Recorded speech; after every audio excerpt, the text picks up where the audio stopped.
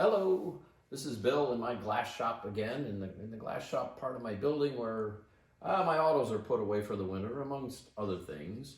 What I want to do today is show you the two different styles of chucks that are on a lathe and how to hold things maybe a little better, or some little tips on how to hold glass so that it's a little easier.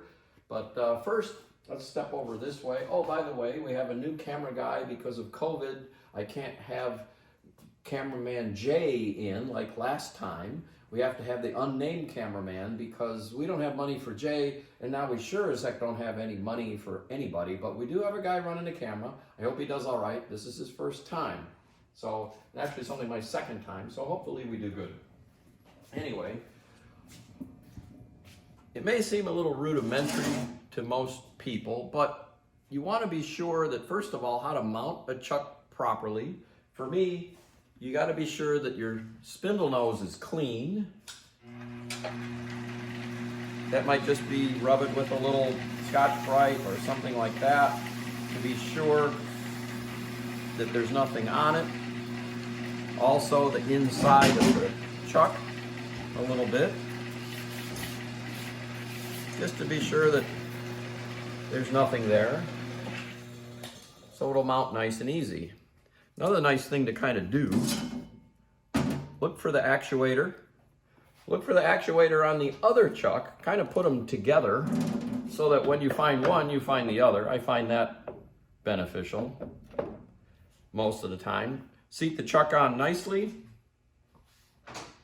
I like to use one of these to tighten it down. Some of these Allen screws now that are provided are brass, which are very nice. But if you do a lot of chuck changing, sometimes they destroy the hex, the internal hex in the Allen screw. So I still prefer the steel ones.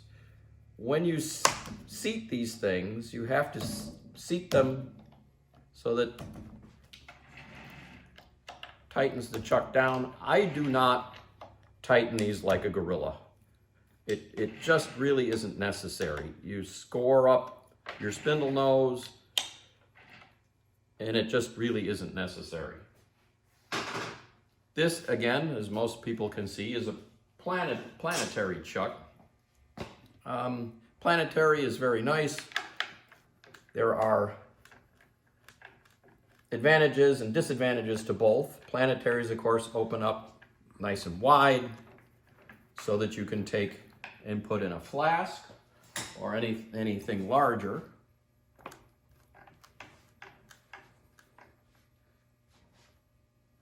Now, something I've noticed that younger glass blowers like to do, or people that are learning, is they love to use Allen keys in the Planetary chucks. For me, this is a huge no-no. Inside the workings of this chuck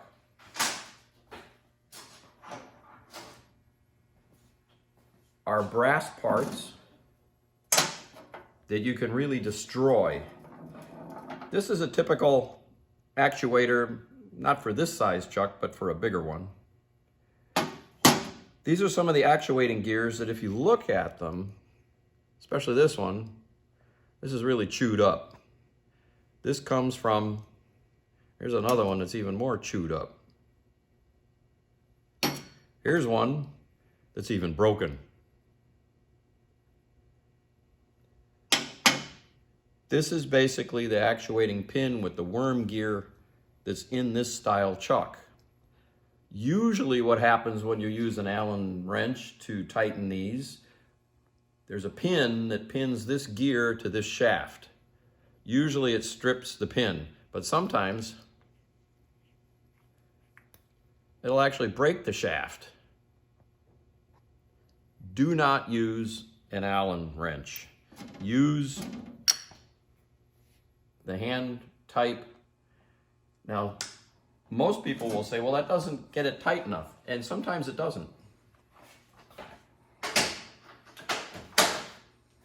So, I can show you a couple things, what you can do to try to help tighten down on some glass, on a piece of glass or a flask or whatever. Now that's pretty snug by hand. Once you kind of hit it straight,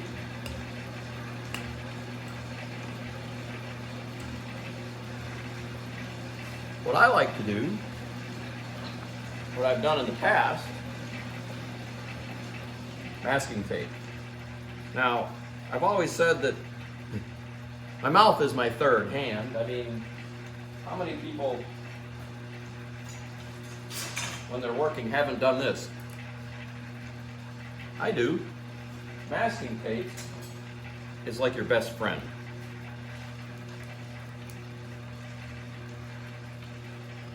What you can do, if you can get the masking tape to cooperate, is wrap masking tape around this to try to get it to cinch down a little tighter. And of course my masking tape is not cooperating. There we go.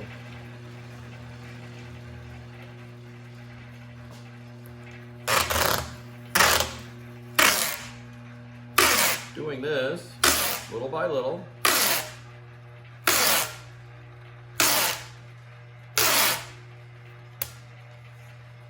Will actually pull the jaws tighter. It actually sticks to the glass too, if you like that, and will hold the glass in. Now, that thing is really tight. But of course, if you're putting necks on or something like that, if you're not working way out here, well, you're going to burn the tape. Okay, do this or try this.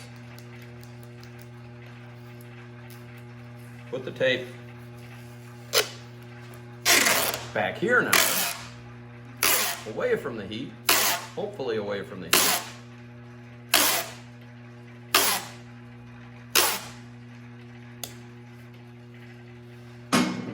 Get rid of this, nice and easy. Actually go back, retighten just a bit, and there it is. There's a little bit more tight.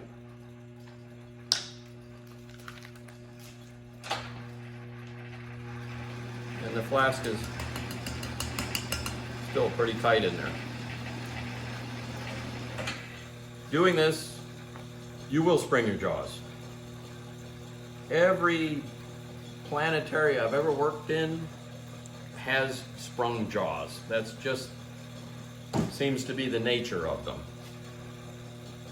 You can straighten them, you can spend time trying to do it, but through the years, and my chucks are over 40 years old, I know they're crooked.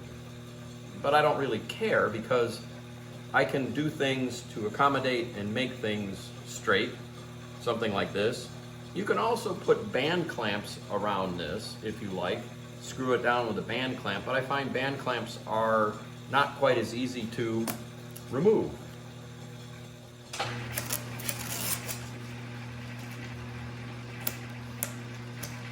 Simple as that. Again, advantage and disadvantage. The disadvantage, you can burn it. But what you've actually done now, even in this stage, is because you've tightened the jaws, you've pulled them more together, you've actually gone ahead and cinched it down a little bit more with the key. The flask is still pretty tight. But that's what you can do to limit using an Allen wrench on something like this. You will strip the gears. I have a whole box of stripped gears that I show students or anybody, don't do this. And it's still just as easy to remove. No big deal. Another thing you can do, now I have the advantage or the luxury of outside spindle nose chucks. That side I've left on. This side I took off for demonstration purposes. In a lathe that you don't have a lot of room. What you can do on a planetary chuck, and even somewhat on a scroll, remove these arms.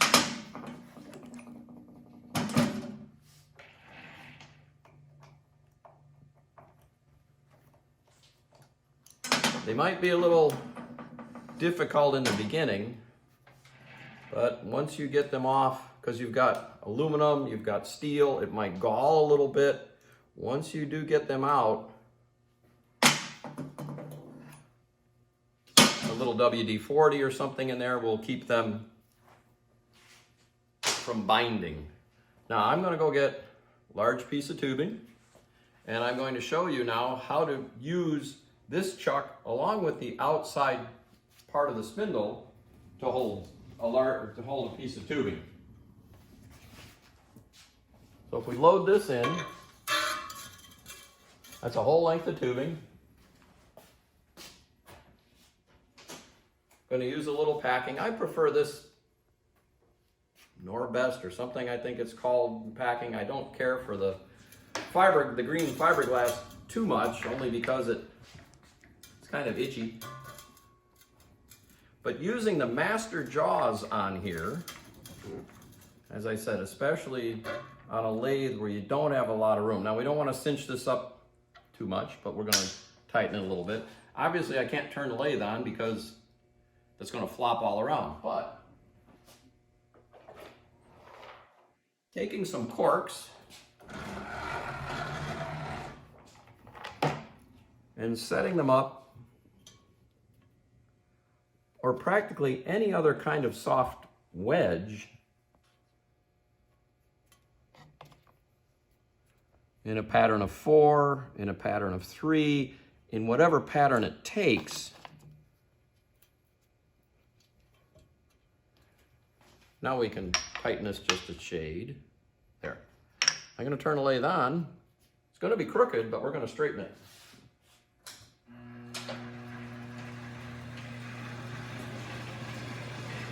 Now, the part we got to look at here is to straighten this piece of tubing with these corks.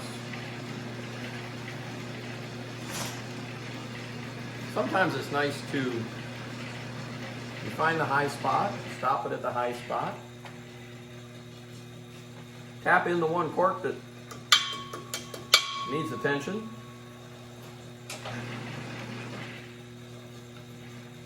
and it still needs more attention, so I'm going to put another cork and another cork, and actually maybe even loosen this one, tap it down a bit. Well, this, you're spending a little bit of time, you'll be able to straighten this piece of tubing out quite nicely.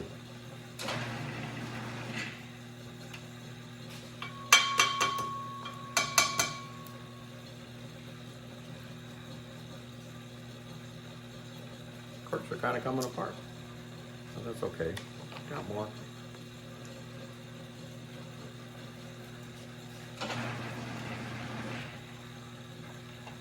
Look for the high spot.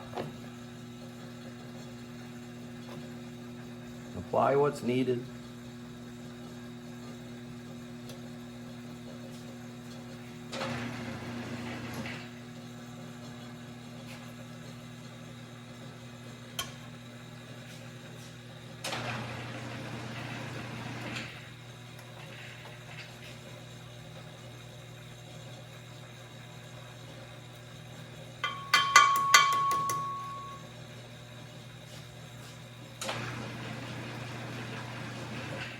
And I'm watching more or less the outside end. I'm not looking at the inside end now, because at the inside end, that's where I'm going to work. If I have to straighten it with heat, that's what I'll do.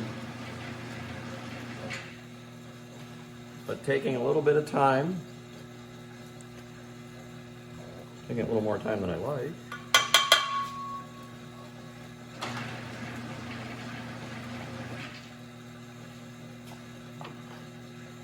We need one more here.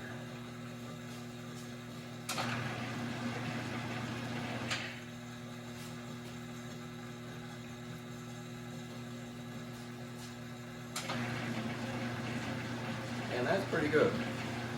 I can spend a little more time making it straighter. My tubing is crooked. I can see that.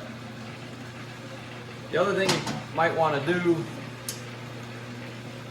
as you're working, make sure that the corks don't come out. Again, use your old friend the tape. Get it to cooperate. And just kind of tape them on.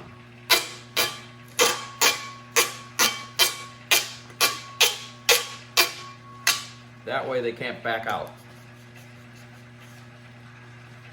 Disadvantage? Well, if you shoot your heat down there, that all could burn. Don't really want to do that. Removal is pretty easy. Run your lathe backwards. I call it backwards because I was taught this is backwards. And mostly I was shown that this is backwards because if something breaks on you in the machine, if it's running this way, it has a tendency to come towards you. Not all the time, but it has a tendency to come towards you. If you run it this way, normally it has a tendency to go off the back end of the lathe, which is another nice feature I like on a floor model lathe, to be able to have access to the back side. On a tabletop, maybe you don't necessarily need access to the back side, but having access all the way around your lathe, to me, is a definite advantage. Let's get that out of the way for the moment. And let's move these. Let's take a look at a scroll chuck. Scroll chuck, obvious advantages are it holds tighter. They don't spring as much as a Planetary, but they don't open as wide either. Advantages and disadvantages to everything. Now, normally scroll chucks have a set of master jaws that follow the scroll. They should be marked 1, 2, and 3. There's a lock in them to lock the scroll so they don't move. Mine happens to be brass, so that the brass, when it pushes against the scroll, doesn't damage it. So as you put them back in, this happens to be number 3 on the master.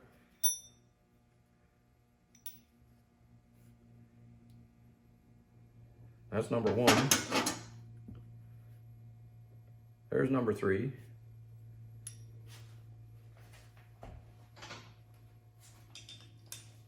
These are a great tool, by the way, with the ball end on them.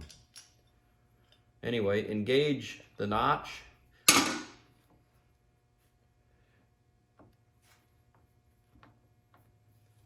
Put the top jaws back on. This particular chuck was made by Westcott. Unfortunately, Westcott is no longer in business. Haven't been for quite a while. Old Vladimir Krusk, he decided not to make chucks anymore. He made what I consider to be the best scroll chucks, but if you find Westcotts, if you're able to, and they fit on your lathe, whoops, good idea to buy them. So let's see, this one is number 2. See if we can find number 2. There's number 2. Going back on like this. Says here in fine print anyway. There it is.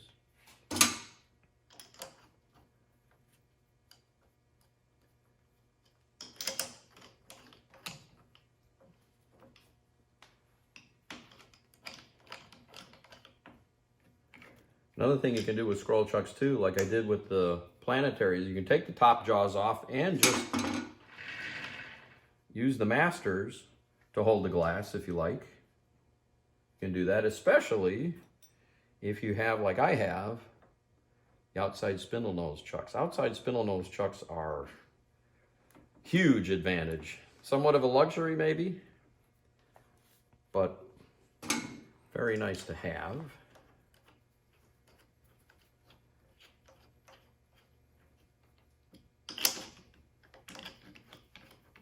And you don't have to tighten these down like a gorilla.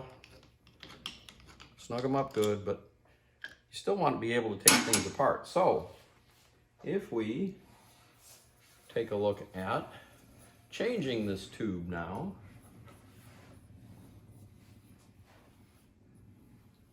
and my outside chuck happens to be a scroll type chuck too.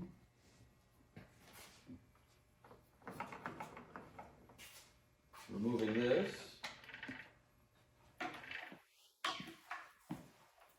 Loosen that a little bit, collect all your forks.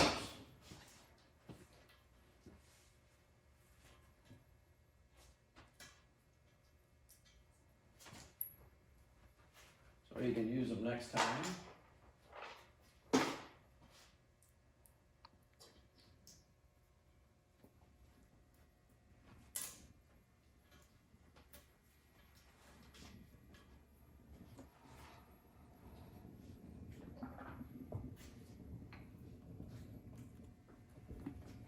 That open, got the corks out.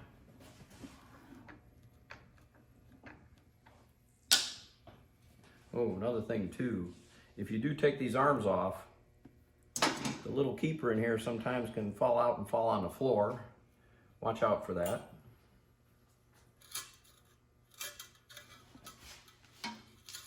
But now,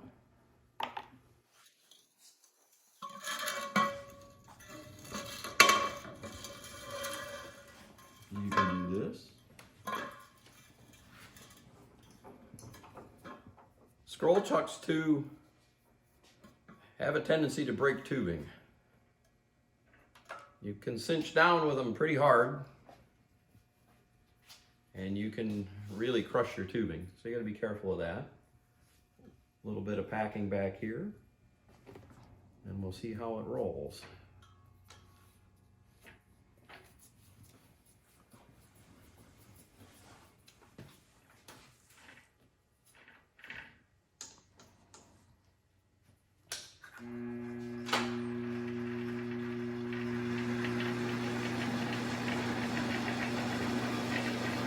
Still rolling kind of crooked. Another thing you can do, since tubing is never perfect, loosen up your chucks just a tad, just a bit. Hold your tubing and let it twist a bit. And sometimes you can find a better condition, like there. That's not bad. Coming out of the chuck pretty straight. It's crooked on the end because the tubing is crooked. But because I found a better condition, now it's even more crooked. It's not coming out of the chuck straight. It's crooked overall. But if we're able to find a better condition sometimes, like right there, coming out of the chuck pretty straight. Close it back up. Close it back up. Let's see what it does.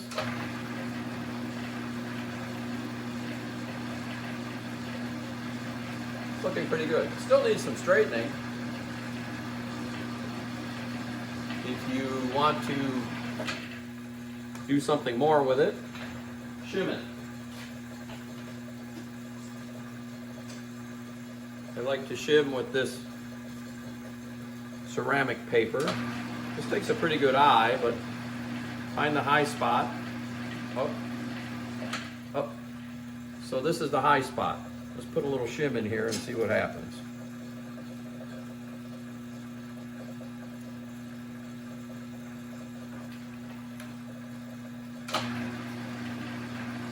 That didn't take much.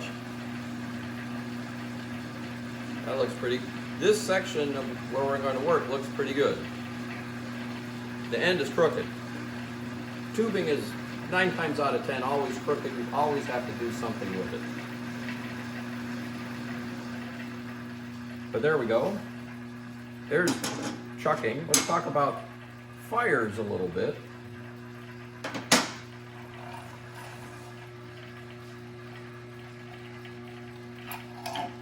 Fires, all kinds of them. Whatever you prefer. These happen to be Lathe burner, Crossfire, whatever you want to call them. I don't know if it's by Carlisle or by Litton, but this happens to be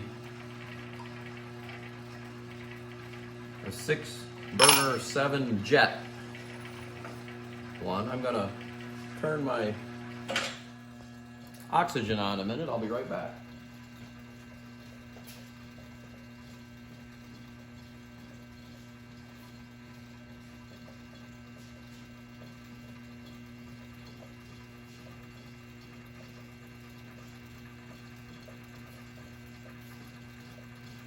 All right, oxygen is on, gas on, oxygen on here.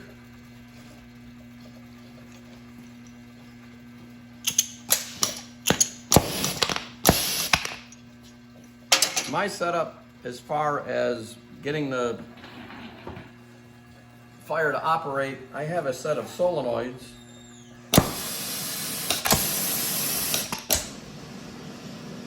with the controls on this side of the lathe. But if we could get the unknown cameraman to look down here, this is simply a set of solenoids, normally closed, I believe they are, on a foot pedal, so they're electric. So you can have fire on, fire off. They also have a pilot. I can do a bigger pilot, smaller pilot, so that popping is eliminated more or less when you use them. I've noticed a lot of people like to have maybe their CC burner or another type of burner mounted. I was never taught like that. I was taught this is your burner, this is your hand torch, things like that, even larger hand torches, somewhat so that the lathe area stays clear, and moving fires and moving things just seems to be a lot easier. But anyway, don't know if that helped anybody. I hope it helped people. The last most important thing in the glass shop, to me, is that your environment is a happy environment. It's an environment you want to work in.